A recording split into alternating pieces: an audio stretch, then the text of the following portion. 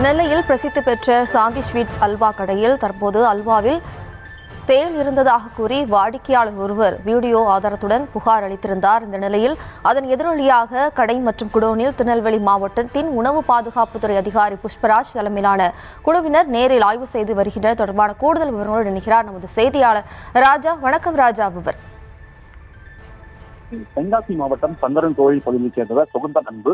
இவர் கடந்த 13ஆம் தேதி நெல்லை சந்திப்பு பகுதியில் உள்ள பிரசித்தி பெற்ற சாந்தி அல்வாக்களை 4 கிலோ அல்வா வாங்கி சென்றுள்ளார்.